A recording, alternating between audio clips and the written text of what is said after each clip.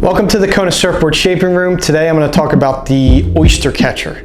This is definitely one of my favorite shapes. We've had this shape for about 7 years now, but every year we tweak, we make little adjustments, we get feedback from a lot of the riders, and they say do this or do that, and I try to take that input and make those tweaks, and I think we always make really good improvements to the shape. I'm going to talk about the outline a little bit here.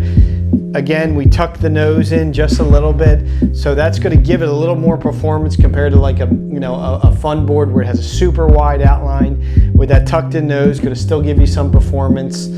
We put this rounded tail on this. We put this little bump here to kind of pull this tail a little more. What I really like what we did with this tail, we kind of foiled it down. We kind of rolled the tail really nice.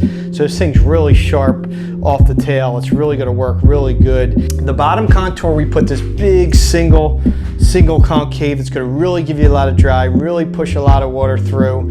And this double concave, which is going to go around the fins really nice and help you get rail to rail. So I really feel like this year we really worked on improving this bottom, and I think we really achieved that. What we did with the rocker is, I would say this has like kind of a little bit of like a moderate to mid rocker, so I would say like in the low 4s. We kept this rocker definitely not pushing water, but definitely not super relaxed, just enough that's going to fit if it gets a little bit bigger, but also still working smaller surf. We kept the flat section long enough where we put this little flip in the nose, so you still got enough flat section so you're not fighting the rocker. It's flipped up in the right spot, and just a little extra tail kick.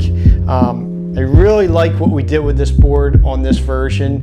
Again, I think we got the foil really good, and we put the foam where it needs to be.